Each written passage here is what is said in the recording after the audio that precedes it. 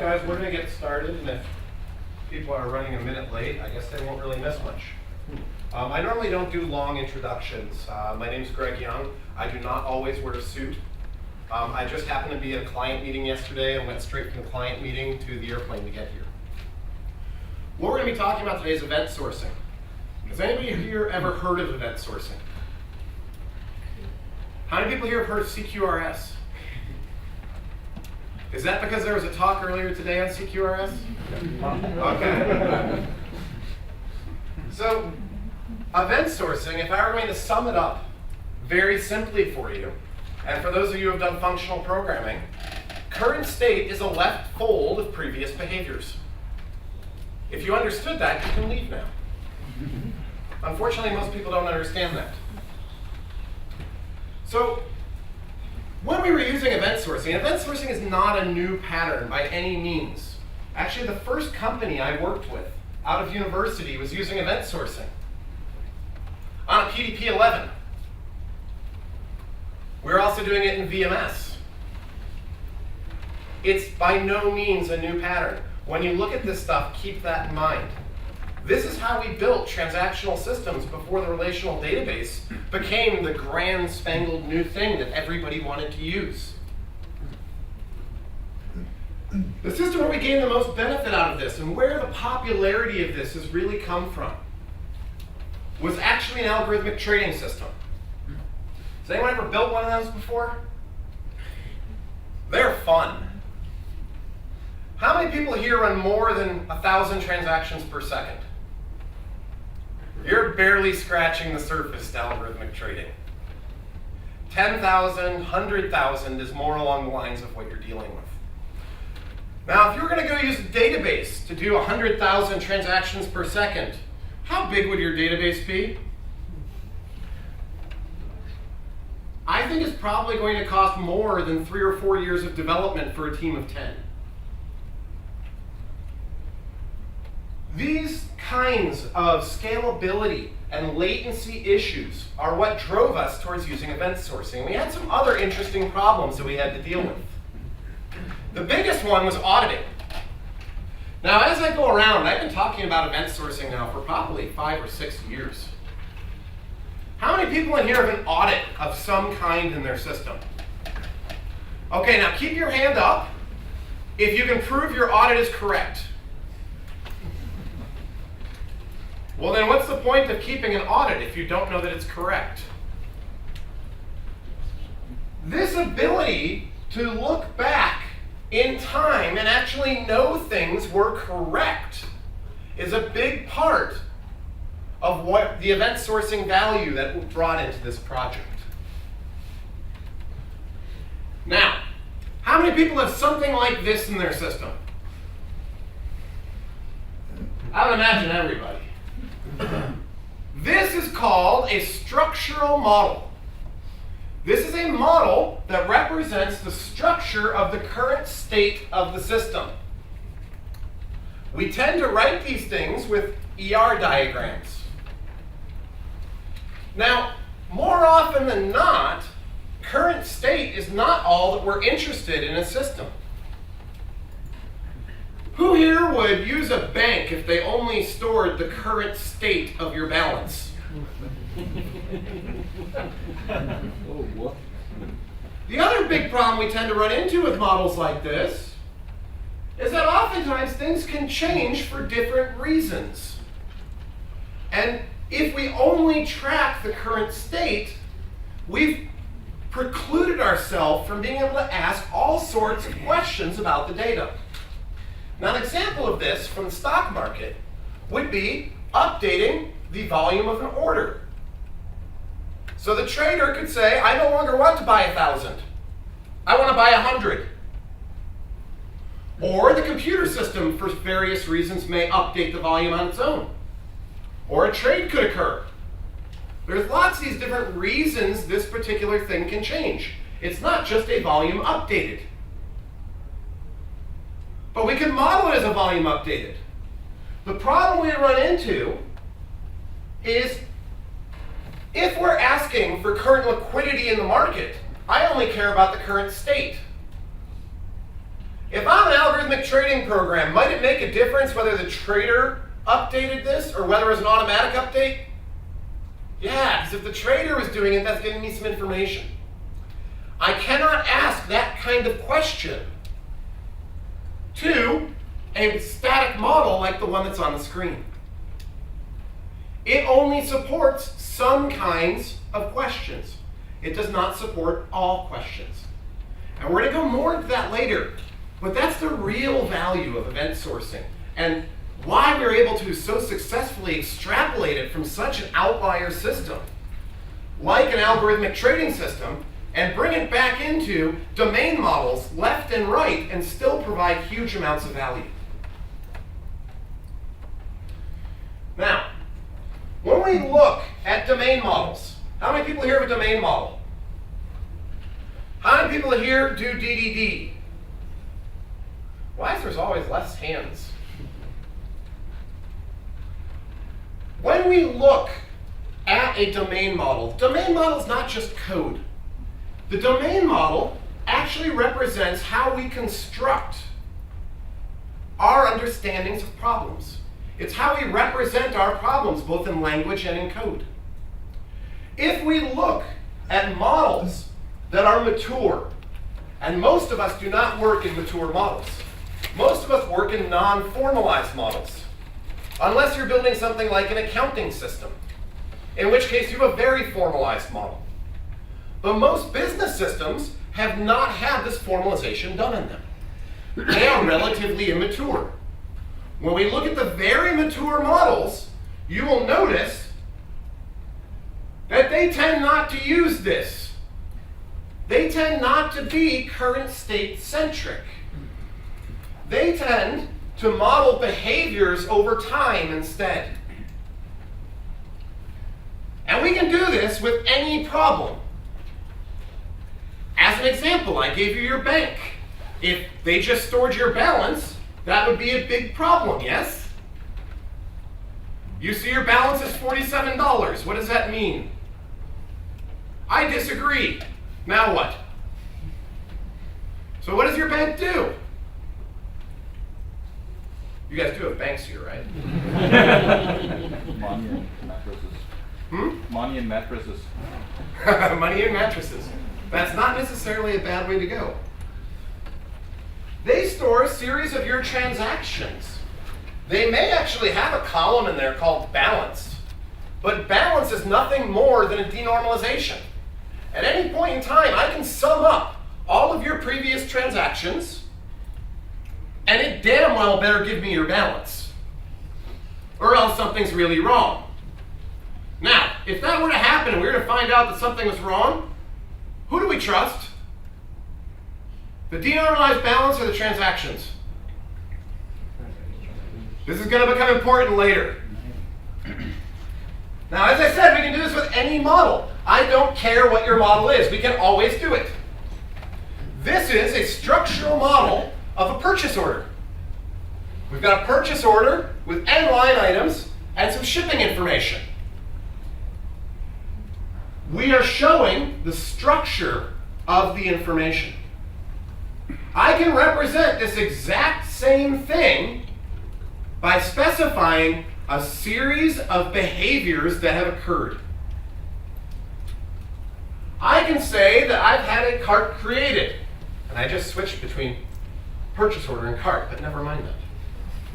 A line item was added, a line item was added, a line item was added, and an address was added. I can replay those 5 events at any point in time, and I can get back that. This seems at first like a very simple thing, and it is. We're going to look at code about how to do this. However, there's a huge amount of power in not having to store this, but instead storing that. How many people here have built a scalable system at some point? In a distributed system, and this is for the neat little thing that KLM gave me. There's booze inside of it, apparently. I don't know if it's good or not. In a distributed system, where do we run into problems scaling out? Database. More general. State. Getting close. Do I have problems scaling massive numbers of adds to data? What about updates? Do updates cause problems when I'm scaling out? Why do they cause problems?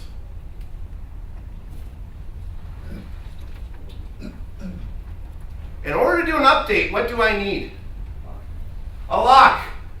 I'll wait. Now you don't get it. I don't know. I'll ask another question later that will give it.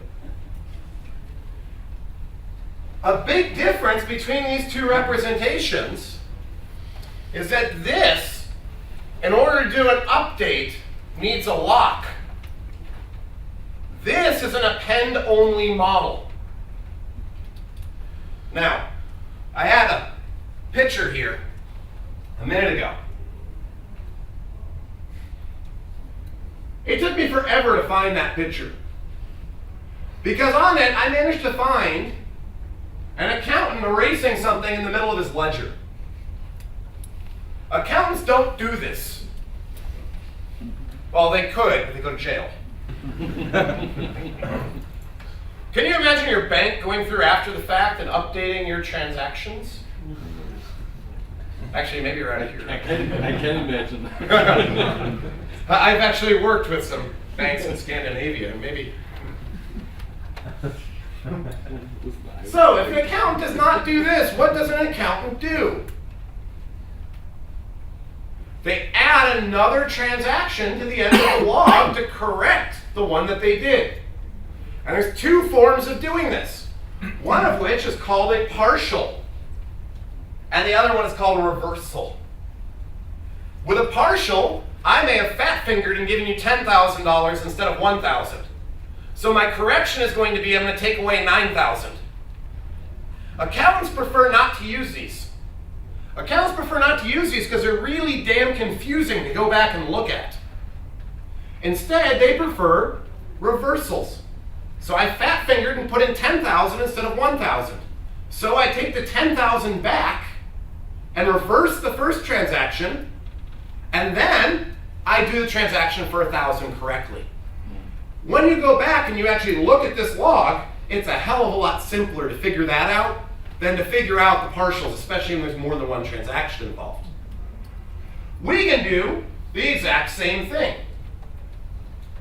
So now I've got my cart being created, a line item being added, a line item being added, a line item being added, and then a line item removed, and the address added, the shipping information.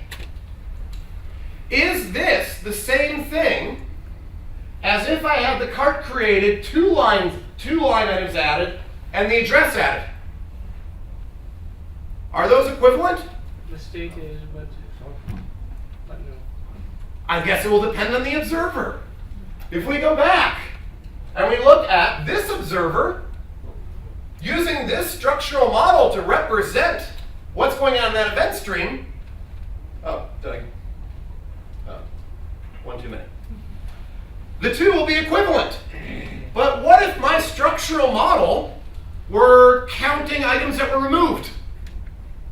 Would they be equivalent anymore? No. Now, when we talk about these things that are going inside of this, these events are always going to be verbs in the past tense. I cannot stress this enough. You will find words in the English language that may be nouns that represent verbs in the past tense. Do not use those. Earthquake. No, earthquaked. I know it sounds silly at first. If we were speaking a Latin language, they are not only in the past tense, but they are in the composed past tense. These are items that have completed. If I give you an event and it's customer, you have to ask yourself, why am I giving you customer? Certainly there's some action to go along with this. I don't just randomly send you customers, do I?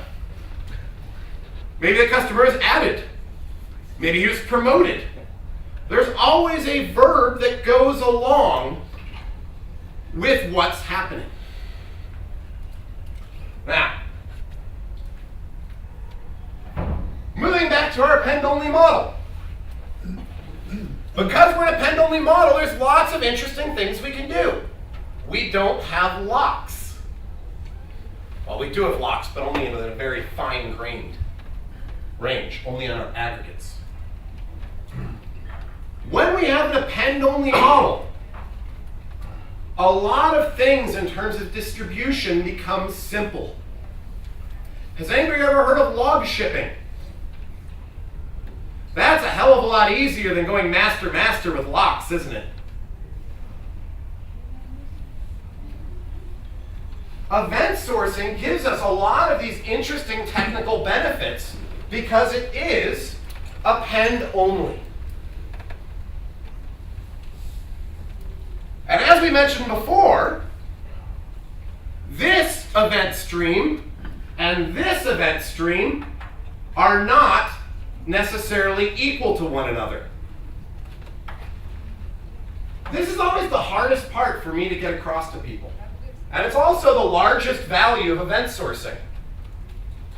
Now, I'm curious, how many of you honestly believe that you can predict what your business is going to ask you about today in 5 years? No magic 8 balls? Every time we build a structural model, we are making heuristics about what the business will ask us in the future. We are necessarily losing information. Now, one thing that's beautiful about event sourcing for me is really its intersection with domain-driven design. We're going to talk about that more a little bit later. But with domain-driven design, we tend to only use domain-driven design in areas where our business receives competitive advantage. Now, we're in an area where we receive competitive advantage as an organization, but we lose information. Information that we had and then lost because our heuristics and our structural model didn't take that into factor. Well, I didn't realize in 5 years you'd ask me that question. I had the data, but I lost it. When I was operating as a CTO, I had one rule. My one rule was any data that comes within our walls is saved. Why? I do not know the value of it later. I can figure out storage costs today, but I have no idea what that data is going to be worth later down the line. And we had terabytes and terabytes and terabytes of data. We are saving close to a terabyte a day. And this is 4 or 5 years ago, when terabyte actually meant something, not like today. Where you go buy a server and you're like, yes, I'd like a terabyte of memory, please.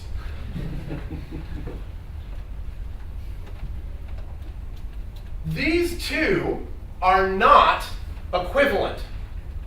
If we were storing this structural model, we have lost information.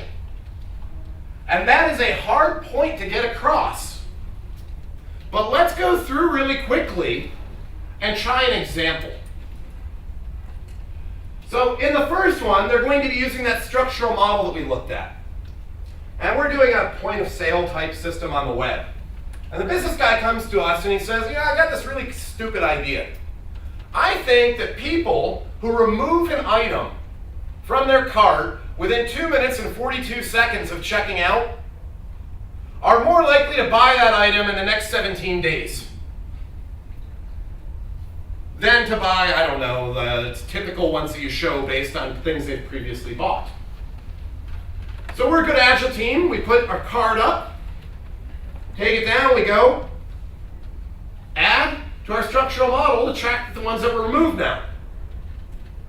And then we go build a report. We release everything at the end of the iteration. And he goes and runs his report. Does he have any data in it?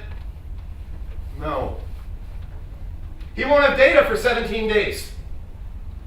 That's when he'll start getting data, because that's the time span that he specified. Let's go back and try it if we were storing this. So I'm going to go write a few event handlers that know how to handle these events. And I'm going to go write that same report on top. Except now, instead of just putting it out to production, when I do that, I'm going to tell it to run from the very beginning of the event log all the way to today. So he can come in and immediately see whether or not this is true. How much is this kind of fail-fast worth within an organization in your area of competitive advantage? It all comes because I'm not losing any information. This log is purely behavioral. All we've done here is we've played that old trick of saying that anytime I have a method call or an object, I can represent this as well as a message. Has anyone ever read some of the old OO works? You'll notice they interchange freely, call a method, send a message. That's not by accident. And it's a pattern that we can use over and over again. What we're doing when we do that is we are making previous behaviors first-class citizens within our domain. They become part of our ubiquitous language. If I go to your domain right now, and you've got a method there, deactivate inventory item. What does that mean? I deactivate an inventory item. I'm going to take a guess and say, how many people here are using Hibernate? EF? I'm going to take a guess and say it's whatever Hibernate or EF says it means. And as you change over time, they'll still find the changes and save them back. It's an implicit concept. A big thing in domain-driven design is to try to make implicit concepts explicit. What happens when we introduce an event?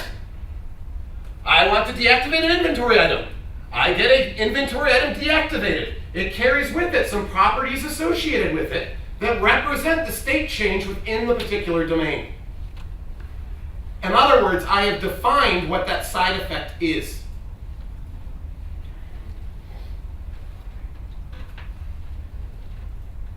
One of the other beautiful things, when we talk about domain models, and how many people have a domain model? How many people enjoy refactoring their domain model? I like it because I store events. When we talked earlier about building structural models off of the event stream by going back in time, coming forward, and replaying all the way through, I know that I can build out any possible structural model because I have saved all the behaviors the system did. We can go back and look at it in new and interesting ways. I don't care what that business guy is going to ask me. I can always generate it. The behaviors can generate any possible structural model. Could I use that in my domain too? Right, what if I had these and they were projecting out to a card object? And then I want to do a bunch of refactoring, and then they go to a totally different looking card object. I can do that. And it doesn't change my persistence. Because all I'm doing is a new projection. My domain model itself is a projection off of its own previous behaviors. This is a completely behavior-centric system. We project current state as we need it because we know that any state that we would need to be able to project, we can always do. If requirements change over time, we need to look at data in new and different ways. We can always do it. There's some other really cool things that we can do since we have this event log. How many people here have ever put a bug in code? I was actually one place and no one raised their hands. And you get a call from Bruce down the hall. We all have a Bruce in the office. And Bruce says to you, yeah, piece of crap ain't working, but it's working now. And you go, well, thank you for the reproducible bug. It's working now, great. What would happen if we had back that event log? Well, let's just imagine we saved the commands coming in too. So what I would do is I just save my commands. I go over really quick and I say select star from execute commands where user equals Joe, time is greater than this, less than that, and failed equals true. I get back to command. It's an XML. Open up Visual Studio, and how many people here are .NET people? Wow, I'm surprised. This isn't really necessarily a .NET talk. The examples will be in C#. So I can take this, and I've got this special little thing that I run up in Visual Studio. What it'll allow me to do is to bring any aggregate up at any version in its history. So I can look at the aggregate as it was when it processed this command. It also automatically sets a debug for me, a debug breakpoint. And I can go F10, F10, F10, F10. And I can see what the hell actually happened at that point in time. Because I'm deterministic. I can go backwards and take a look at this. Has anybody ever built a temporal object model? Some great patterns from Fowler for doing this. Now, you that built them, did you enjoy this process? They're pretty nasty to deal with. But let's say I wanted to bring up an object with an event stream as it was at a point in time. Would that be easy or hard? I just only play the event stream until that point in time. I've got the object, okay, I'm done. I can look at it at any point in time. Going along with this, our aggregates are our partition point for events. Events get raised from aggregates. How many people here have heard of something like Bigtable or RavenDB? Oh, a lot of hands for Raven. Or just a document database in general. How many people have a doctor? When you go to your doctor, does he take out the file on you and take a picture of you, take the old picture out, put the new picture in, and then go put it back in his cabinet? No? I'm guessing he probably continues adding stuff to that document. Events make great things that we can put inside of, let's say, a document database. We have a natural partition point, aggregate, and then we append the document with the events that have occurred. This is a great way of being able to get in and use some of these newer technologies. And I shouldn't call them newer because they're actually very old. Now, without fail, I will always get this question. So I put up these two slides. And I'm not going to go into great detail on this. If you would like a lot of detail on this, there's like a 7-hour video covering like really in-depth stuff on how to build this event storage internally. And it's at cqrsinfo.com. Conceptually, we go to our event log. And we go from the very beginning to the very end. And we read the events one by one, hand them to the object moves to state. But what happens when we have an aggregate that's got 90 million events? Be inefficient. It could be very inefficient, yes. Now we have a heuristic to get around this. It's called rolling snapshots. And this may sound familiar for those who have worked with databases in the past. Instead of walking forwards, we actually walk backwards. And we say, number 7, are you a snapshot? No. Number 6, are you a snapshot? No.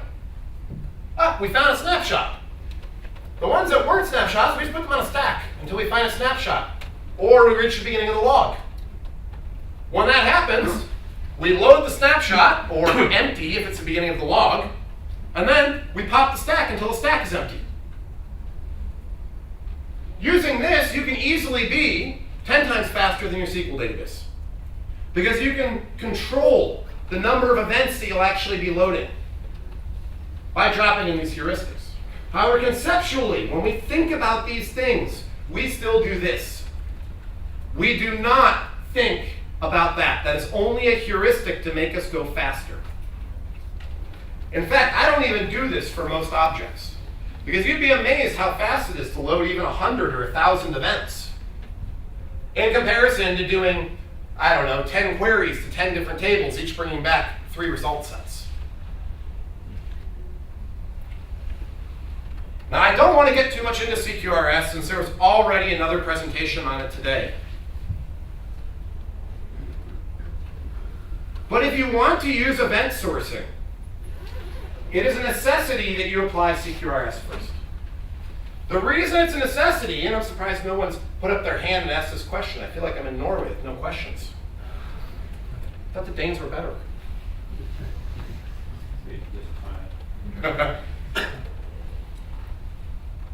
The problem with having an event log like this is, what happens when I want to run a query and say, I'd like to see all the first name customers of Greg. What do I do? Query across all my serialized events?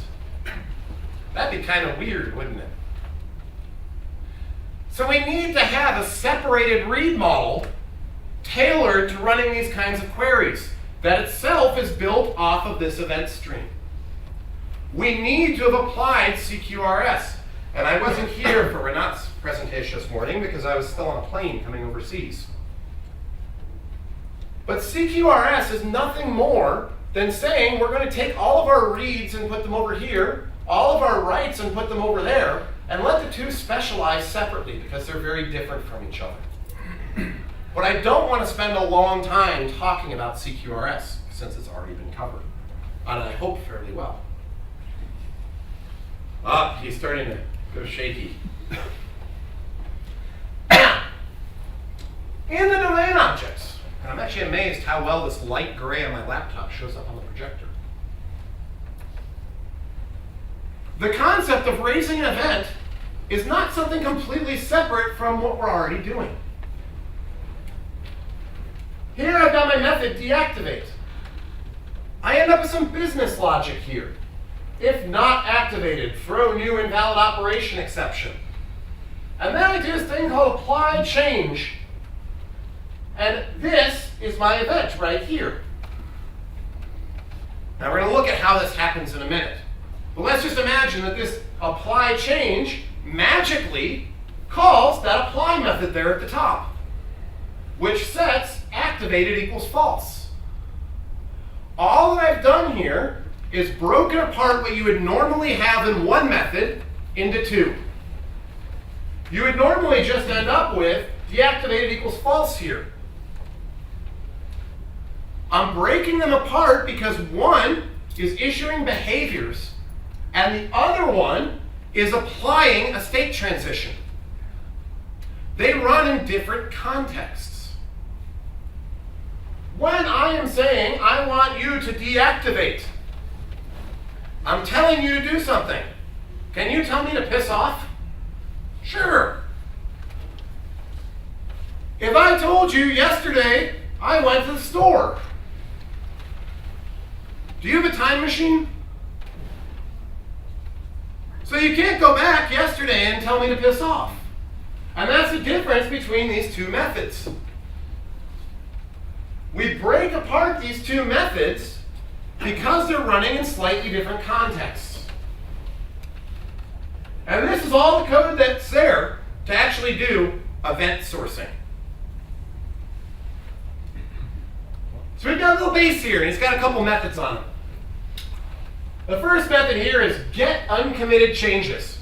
And here, I'm actually just using an underscore changes, just a list of event that he holds internally on the aggregate. We can get into a long discussion about whether a unit of work might be better, and there's pluses and minuses to using a unit of work here. The big minus is it makes it really easy to break your aggregate boundaries, which generally is something you want to avoid. My rule of thumb with juniors on the team is make it hard to do something stupid. We have marked changes as committed, which will basically just say all these pending changes inside of me, mark them as no longer being pending. And I've got this method down here, load from history, which basically is just going to say, for each in this history IEnumerable, apply change. And we've already said that apply change is magic. That is actually the entire apply change method, the magic. If you want to go look at the real magic, it's in a file called "Don't bother reading this, it's infrastructure crap.cs" in the simple CQRS example. Basically what happens is, when somebody calls down into apply change here, we take ourselves as a dynamic object, and we call back up into a derived method through a dynamic call. So this call, and it's a really elegant way of doing it, if not a little bit confusing, will actually call that apply method there on the top. It's a bit of magic, but it makes the code look a lot nicer. If you wanted to, you could do it through reflections as well, or there's lots of different ways of doing it. If you happen to be in Java, very often I see them using hash tables. This is a well-known problem. We've got lots of different solutions to it. The basic idea is it's going to call up those apply methods on its own. Now what's cool about this is that because we've got those and we've done that piece of code in the derived class, in order to apply our state, this loads from history already works. That's all he has to do is just keep calling apply change. It doesn't matter whether we're applying the change right now or whether we're being told this is something that happened in the past. This comes back as well to this separation. The public behavior is allowed to throw an exception. It's allowed to do other things, to have behavior. That private method is only ever allowed to change state. It's not even allowed to throw an exception. Because you'd be in a sad, pitiful state if you tried to bring up an object loading from its history and it threw an exception. Or even worse, what do you think would happen if you tried to load up, I don't know, an object for a customer cart, and inside the apply method, you actually build the credit card? So every time you load up the object, it's going to build a credit card again. How happy is your customer going to be? So the pattern is public behavior gets all the behavior, he's allowed to throw exceptions. That little method up at the top is only ever allowed to set state. Our event, our first class citizen, is nothing more than if we wanted to go do this with parameters being across, we would refactor parameters to object and name it something in the past tense. That's all our event is. We're just making this concept explicit as opposed to implicit. Now, how many people here write tests? I love .NET today.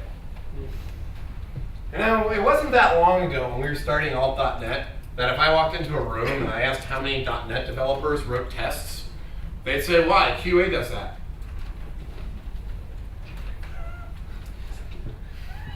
Event sourcing is going to completely change the way we look at testing. Let's take an example of a typical scenario. So overdrawn attempts are rejected. Given an account with $100, a debit is requested for $101. An insufficient balance exception is thrown. Does anyone have tests that can print up nice stuff like this? Why not? It's pretty easy to do. If I were to give this to your business people, would they be able to read it? If you guys want, I think if I have a minute on, I can show you a couple of these from a real client where we've actually printed out this kinds of information off of our tests. And we use them as acceptance criteria. This is very similar to what you're going to be hearing from Dan North in his keynote talking about BDD. But event sourcing is going to throw a twist into all of this. It's subtle, but important. Given an account was created, an initial deposit was made for $100. When a debit is requested for $101, an insufficient balance exception is thrown. This one tells me state.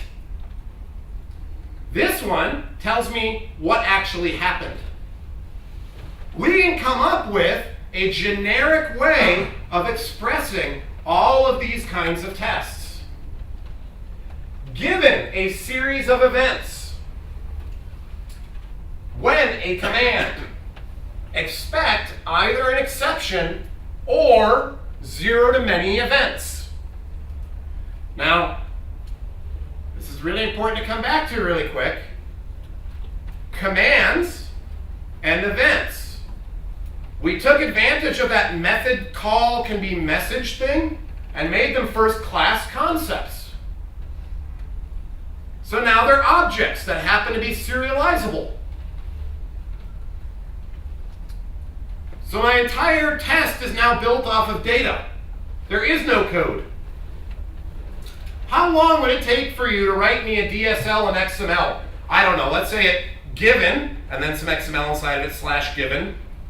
When, some XML inside of it. Expect, and then some XML inside of it. That are just serialized versions of these messages. Provided you could do that. How long would it take you then to go into Ruby and write me a really cool looking DSL that could produce that stuff? We did something like that, and I can't actually take credit for it at the time. It was actually another guy on the team that I was working with. But we had a real problem with our traders. And anyone who's worked with traders may know that they're not exactly the most expressive group.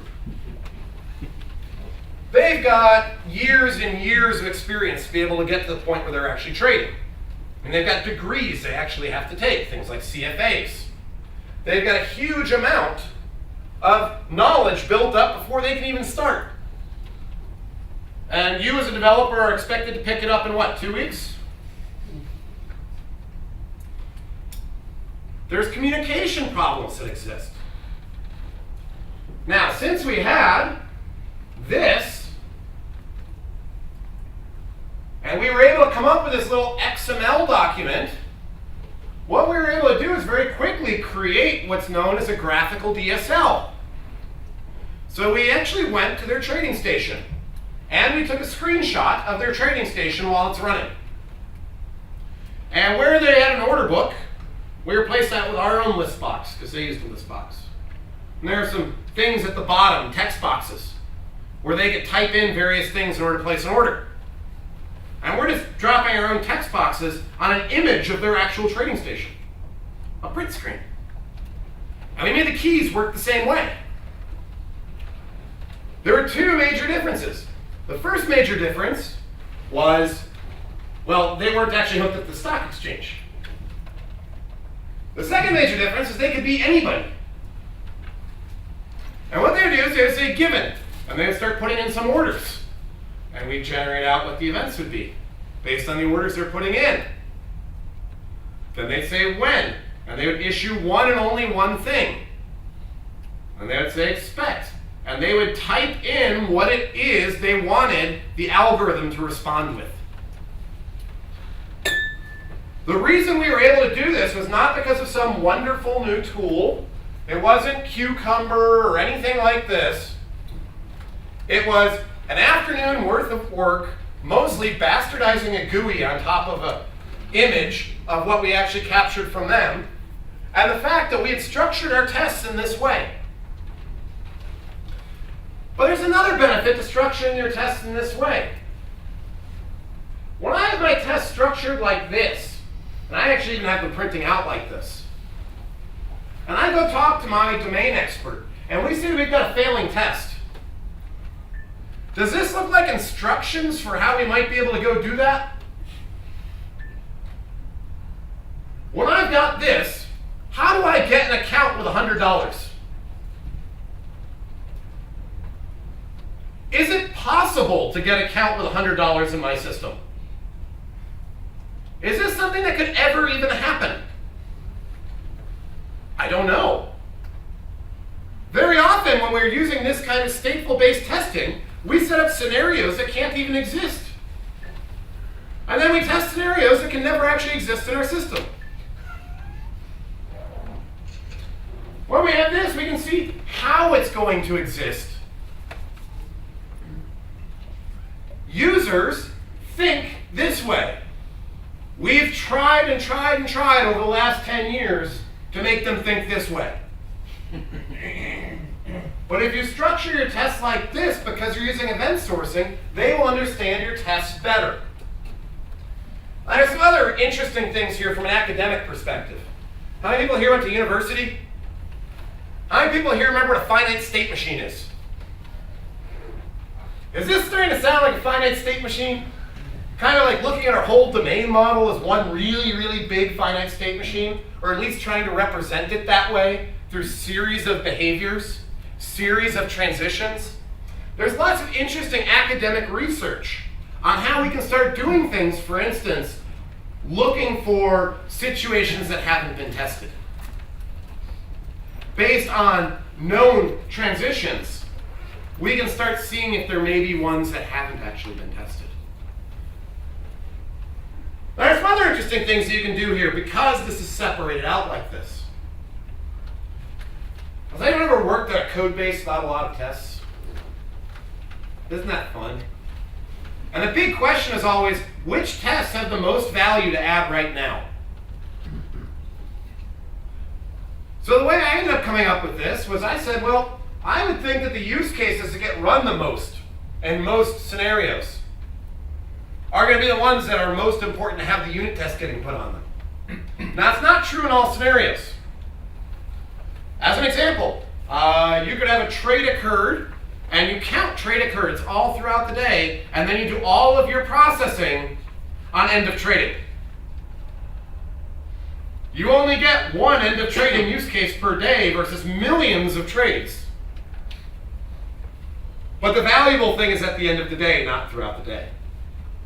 What we can do with this, since we have this pattern based on types, given an event of this type, this type, this type, in this sequence, as metadata, not inside of code, I can go back and look at my production system since I got the entire event log, and look at states, histories of events versus commands, and see if they actually match up at all. I can start looking to see if we've got situations that are occurring that are not actually being tested. Now, you can only do this with some problems. You can't do it with all problems. Because sometimes there's some things inside the events that will actually cause problems.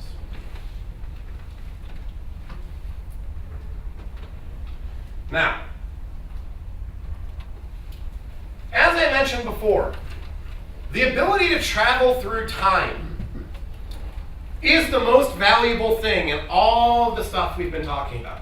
Testing's really cool, and you can build scalable systems that have low latency and all sorts of neat stuff. But that's not all programmer pornography.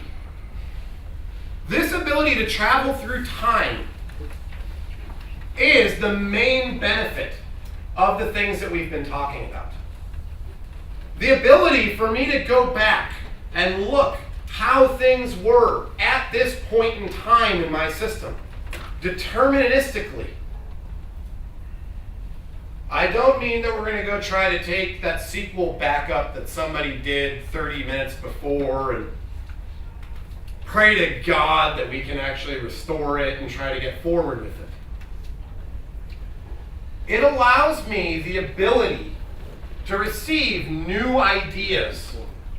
5 years from now, my business guys give me their new idea. They have this new way of looking at this information. I can take that idea and bring it back in time and tell them how today would have looked if they had that idea today. Now, I mentioned at the beginning for a few people in here, I always like to try to get either physics or philosophy somehow into one of these talks. And apparently the rules of physics hold true. Because you can only go back in time as far as when you built the time machine. You cannot go further back in time. So from the day you started doing these kinds of things and logging, that's how far back you can go. Now, sometimes when you're migrating an old system, you might be able to guess what some things that happened in its past as well. But you're not going to be nearly as certain as you would be if you're in a completely event-based system.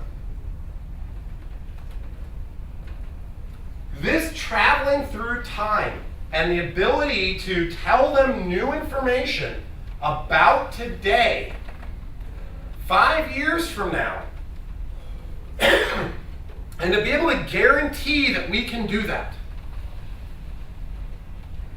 Our behaviors are behaviors that have occurred. They can ask us any new way of looking at those previous behaviors. I don't care what it is. They can ask us the craziest questions you can imagine. Things that you would never have even thought. You're like, this is too stupid. I never would have built it in. But I can do it. They wanted to know, do sales change within 32 seconds of people changing a changing a correction in the character of their first name? How many of you would have thought to build that in? No one? Why not? Good business value. You never know. That's the benefit. We don't know, and we do not have a good way of quantifying what the value, the longer term ROI of this stuff is going to be. We can quantify cost.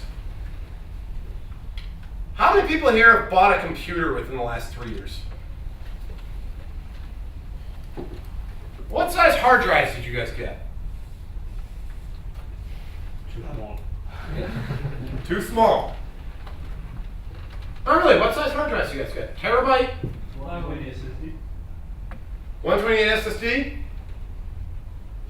1.5. If I go to the store today, how much is a terabyte hard drive? What? What did you ask?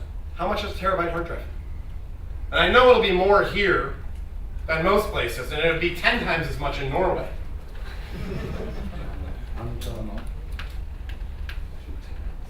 Now, with a 1 terabyte drive, how many serialized events could I stick on that?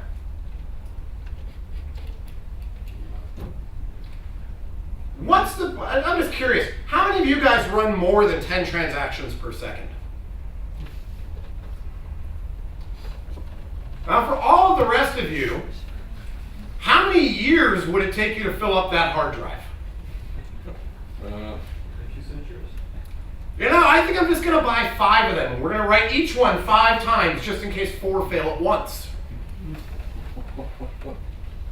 We're talking cost of next to nothing versus an unknown, possibly very high return on investment in the future. What about development overhead for building such a the system that complex? We actually find it's less. We find that we have less, largely because of things like when I want to refactor my domain model. It's especially less when we start talking about having highly available systems. Would you rather versionize events, or would you rather versionize your SQL schema? The events are far simpler to versionize if we're talking about a highly available system.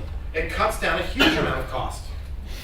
Aside from that, we generally do not, in terms of our domain model, if we go back to the code here. We should be faster. The answer is 400 krona for 1 terabyte. Wow, that's even cheaper than I thought it would be. Imagine what you can get it for on eBay. We are really approaching a time that the average business system can probably be running your cell phone. We're not actually writing any more code here when we go through this. What is the code that we've added here? We extracted a method. If this extraction of a method is the bottleneck in your development team, your overall feature complete is affected by extracting a method, I want to work in your development team. Because that sounds like an awesome place to be. Now there is some places where this stuff can get expensive. The expensive stuff is not any of this code that we're looking at. The expensive stuff is this whole behavior thing, as opposed to doing CRUD. That's why I've talked about this in the guise of domain-driven design this whole time. Because domain-driven design, we're already doing that. Now, if we talk about a system that has no analysis done on it versus a system that has a lot of analysis done on it, we're probably going to see a pretty big difference in cost. On one, they actually talked to the users and figured out what they were really doing. On the other one, the users keep use cases in their head. Now, we don't want to apply domain-driven design everywhere. I don't want to get long into this because it's not a DDD talk. But domain-driven design is not for most places. It's only for the places where we get extremely high return on investment because, frankly, it's a lot of work. And for a lot of places where we don't get high ROI, doing very simple things like simple CRUD interfaces is probably good enough. A great talk on that, by the way, is Eric Evans when he talks about strategic design. I don't know if anyone's seen that one yet. I think it's on QCon and a few other sites.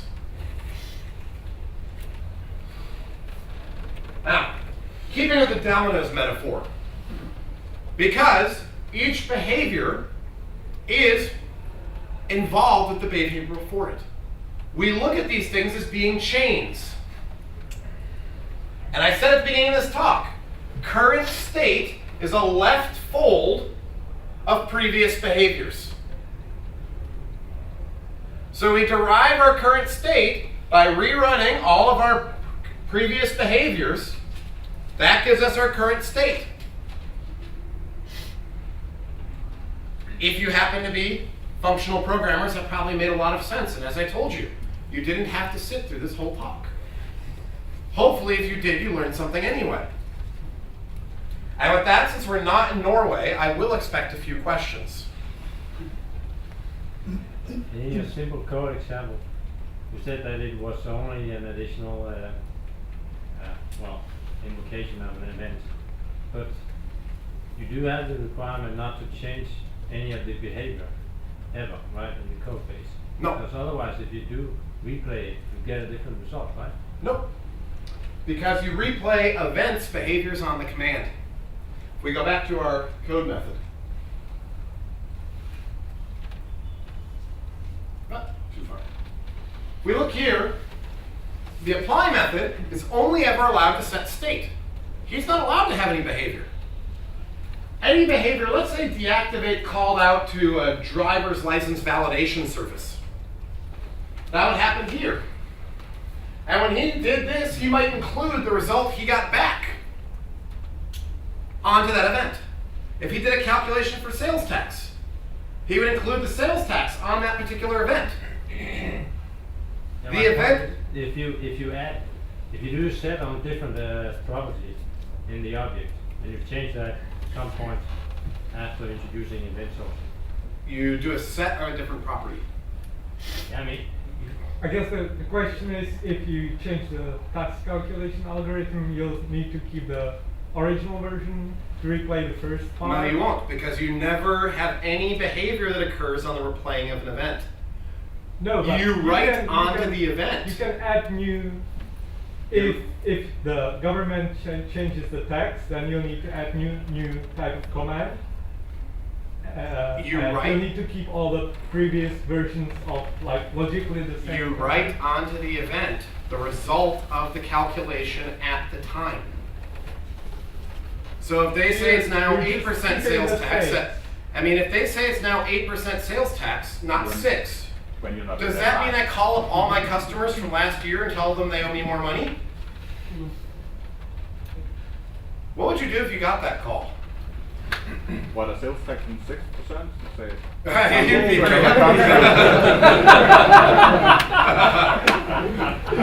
No, the idea is we write out the result of the operation at the time. This apply method that gets called when reloading is never allowed to have any behavior inside of it. He's only ever allowed to set state. So you're actually storing the new state and not the command that caused the change. Is that right? You have how an do event. You have an event which represents the effect of the change. Which means that you cannot really recover the actions that happen because you could reach the same state by different actions. The actions explicitly tell you what happened. I've got an inventory item deactivated. I might have an inventory item overridden, deactivated. I could have different paths of getting there, but it actually gets explained through this. Through the events. The events make explicit what those behaviors were. Now, there is a huge difference between, let's say, correcting an address and, I don't know, moving. I typed in your address wrong, I moved the customer. In some domains. In other ones, it might just be an update. Now, the bigger thing that people tend to worry about is about long-term versioning, because we keep these things a long time. In terms of, well, now I've got 17 different versions of this event. The video I mentioned before online actually goes through how the versioning scheme works. It's actually very simple. It's an additive-only model, and it works really well in distributed systems.